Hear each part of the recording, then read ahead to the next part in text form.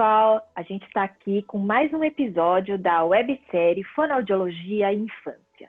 E hoje a gente vai falar sobre mais uma etapa super importante no processo de aquisição da fala. Até que idade é normal falar igual cebolinha ou trocar as letras na hora de falar? Sobre isso que a gente vai conversar com a Viviane Colino. Olá, Vivi, tudo bem? Bem-vinda! Oi, Sayuri, boa tarde. Eu que agradeço por estar aqui mais uma vez com vocês, é sempre um grande prazer. Bem-vinda mais uma vez. Vivi, a gente sabe que essa etapa do processo de aquisição da fala é um outro momento super sensível também e que é muito comum as crianças até uma faixa etária trocarem mesmo os fonemas na hora de falar. Eu mesmo tive uma experiência com meu filho mais velho e ele trocava exatamente os sons do L, o R. Eu acho que são as sílabas mais difíceis mesmo, né, de se pronunciar.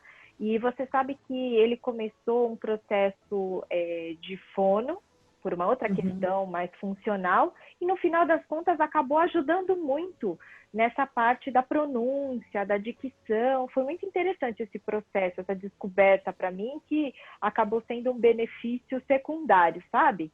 Então eu queria ouvir um pouco de você, como, em que momento o fonoaudiólogo pode intervir neste processo.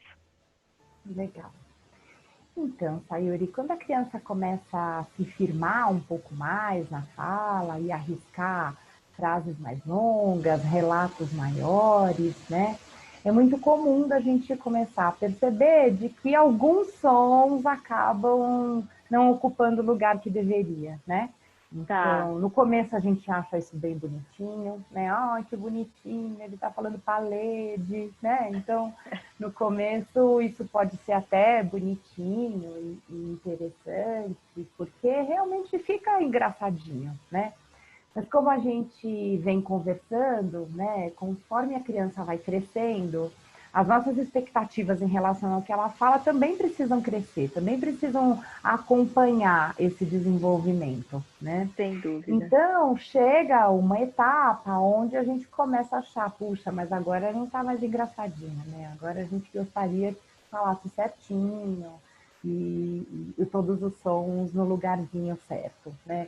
Eu acho que o fundamental nessa etapa, né, Sayuri, é a gente ir conversando com a criança sobre isso num primeiro momento, antes até da gente pensar se é uma patologia ou não, né?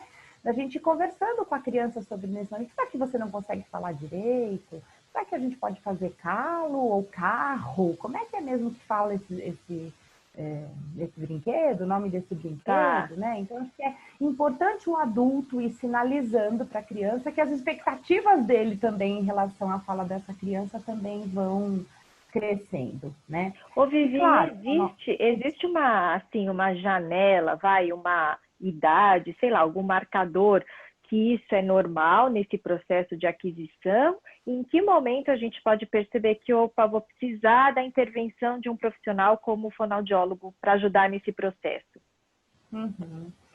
Olha, Sayuri, existem algumas tabelas, né? Como a gente também vem conversando, né? Eu acho que a gente colocar a criança na tabelinha é um negócio bem complicado, né? Com Porque elas certeza. têm seus processos individuais, seus níveis de caminhada individual, algumas intercorrências, às vezes, no desenvolvimento. Então, uma respira mais pela boca, ele chupou chupeta por mais tempo, ele está muito acostumado a comer comida amassadinha, né? Ele teve muitas infecções de ouvido, né? Então tem uma porção de fatores aí que a gente vai olhando e vai cuidando e que podem interferir. Alguns autores colocam em torno de 4 anos e meio a 5 anos para a criança estar com todos os fonemas da língua organizados. É claro que esses que você estava dizendo, né, que são os R's no português, né, o R da barata, o R do 3, do carro, Três. né? Os três, né? Os 3 pratos de trigo. Isso, para 3 tigres tristes, né? Que é uma estratégia que a gente usa no consultório, colocar essa criança para falar coisas mais difíceis, mais desafiadoras, fazer esse som circular em algumas brincadeiras para ver se isso vai ajudando ela a se familiarizar com esse som e conseguir produzir de uma maneira mais bacana, né? E aí você acha que, você falou, existem fatores externos que podem influenciar nisso também, né? Você deu o exemplo da chupeta, algumas intercorrências de saúde mesmo, a questão da respiração oral. O Gabriel, por exemplo, ele é até hoje um respirador oral, melhorou muito depois que começou esse processo, né, com a fono. E, além disso, que outros fatores são relativamente comuns que podem, de alguma forma, atrapalhar um pouquinho nesse processo que você mencionaria? A gente tem que sempre pensar, né, Sayuri, que a musculatura da boca, a gente usa ela para falar, né? E Tá. também para se alimentar e para respirar, que são as grandes coisas, né? Que o ser humano acaba usando a musculatura da boca. Então, uma vai ter interferência na outra. Se a criança passa muito tempo respirando com a boca, às vezes acontece da musculatura ficar um pouco mais flácida, a língua sair da posição adequada, e quando a língua sai da posição adequada, aí fica mais difícil de articular um som ou outro, né? Os aspectos respiratórios, os aspectos auditivos, muitas crianças com alteração respiratória, elas podem ter alterações na audição, né? Alterações que a gente chama às vezes de silente. Alguns pais dizem pra gente, mas ele nunca teve dor de ouvido, né? Mas essas alterações conjugadas, vamos dizer assim, né? Com comorbidade com alterações respiratórias, elas às vezes são silentes. A criança não tem sinal nenhum. Ela não tem febre, ela não tem dor. O que ela está sentindo nessa hora é uma sensação de ouvido abafado, assim, como se ela estivesse descendo a serra de carro, né? E aí ela é pequena, ela não consegue relatar. Não consegue, né? nem verbalizar, né?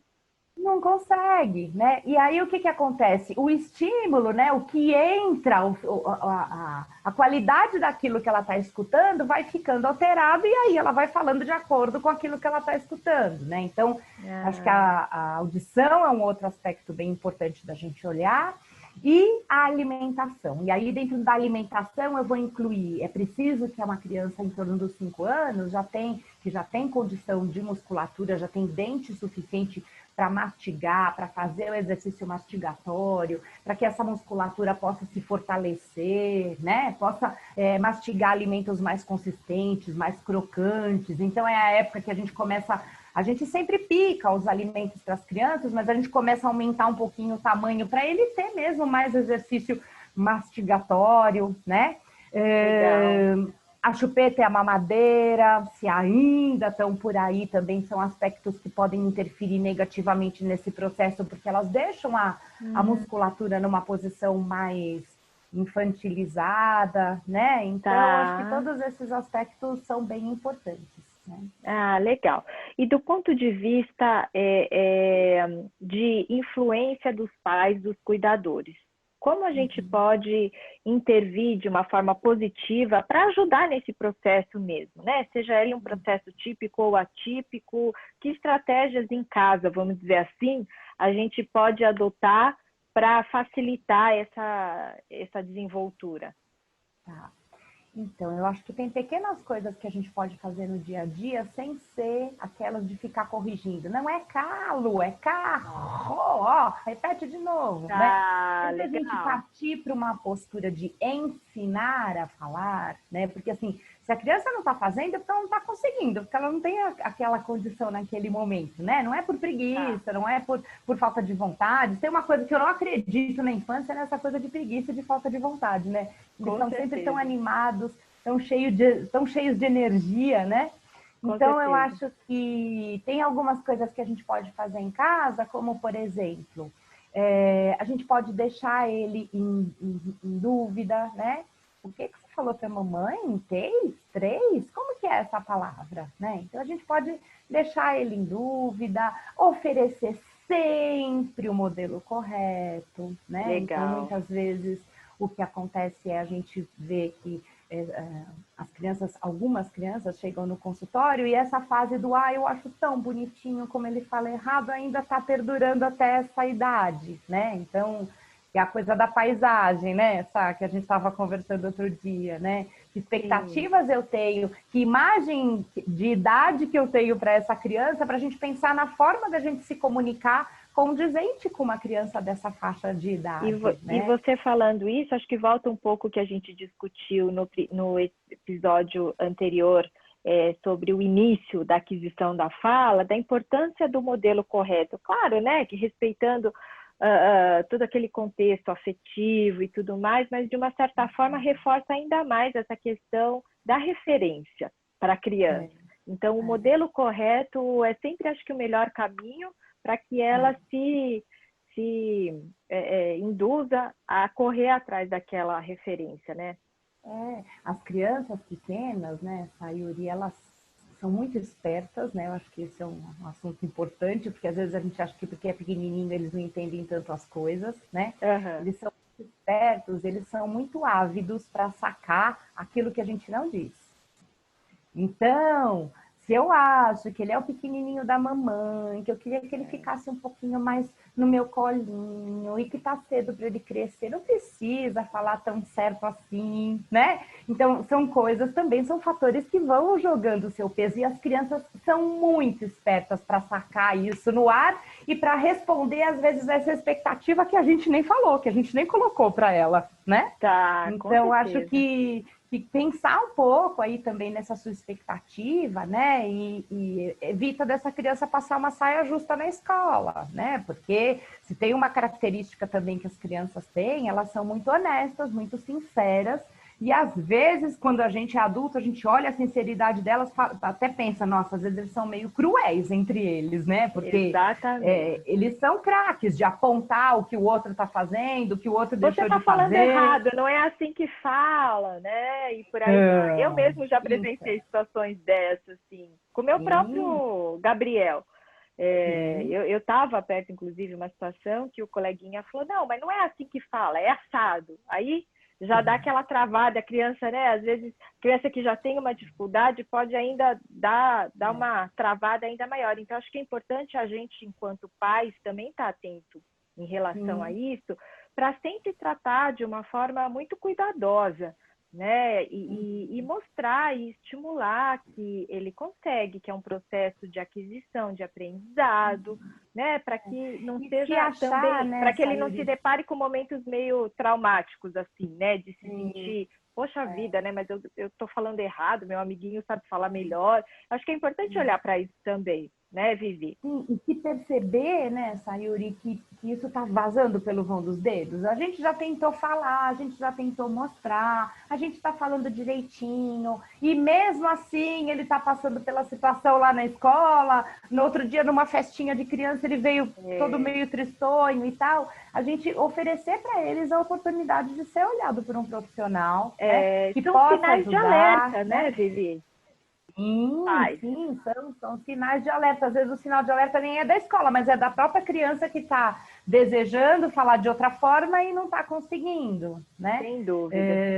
E acho que sempre quando a gente recebe uma criança, a gente vai levando em consideração todos esses aspectos. Os aspectos do entorno, os aspectos musculares, os aspectos respiratórios, né? Como é que essa criança percebe ou não, se ela está se incomodando de falar desse jeito ou se para ela tanto faz, né? Então, são muitos fatores que a gente olha quando essa criança chega para a gente pensar como é que a gente vai montar a intervenção para aquela criança, né? Qual é a melhor forma de agir para aquela criança. Né? E eu acho que é importante a gente estar aberto para a ciência, né? Como eu digo, para os profissionais que são extremamente gabaritados e capacitados para nos ajudar nesse processo. Como você falou, acho que o momento é quando a gente percebe que a coisa começa a sair do nosso controle, a gente, enquanto pais, enfim, mães, cuidadores, tem um pouco dessa intuição também, né? E eu acho que a gente precisa estar muito aberto e sem resistência para buscar ajuda realmente quando for necessário. Eu acho que esse é o maior sinalizador, né? Independente da questão da faixa etária, né? Voltando para a coisa da tabela e da idade, independente da faixa etária, como é que essa criança está se sentindo com a forma que ela diz? Você, mãe, como é que está se sentindo de escutar o seu filho falando dessa ou daquela maneira? Eu acho que esse é o principal balizador, né? Até mais do que faixa etária, né? Sem dúvida. Muito legal, Vivi. Mais uma vez, te agradeço pela conversa. Sem dúvida nenhuma, é um outro marco super importante no desenvolvimento das crianças e que é sempre bom a gente falar e trazer à tona essas conversas para que a gente possa ter um olhar desmistificado de muitas questões, né? Que muitas vezes passam aí por nós de uma forma, né, cheia de ranhuras, enfim, com algumas crenças, né, pré-concebidas e que às vezes dá para levar isso de uma forma muito mais tranquila e muito mais serena para a família como um todo, não só para a criança. Claro. Obrigada, então, mais uma vez pela conversa e a gente se encontra no nosso próximo episódio da série. Um beijo. Eu que agradeço a oportunidade de poder falar de um assunto que às vezes deixa as mães bem preocupadas, né? E de Sem pensar dúvida. e de explicar um pouquinho sobre como a fonoaudiologia pode contribuir para a gente desfazer esse nozinho aí, né, da aquisição da linguagem, né? Muito. Isso. Obrigada, viu, Sayuri? Até o próximo episódio, então, Vivi. Um beijo. Até. Tchau, tchau. Pessoal, a gente vai ficando por aqui. Te aguardo no nosso próximo episódio da série. Um beijo e até lá.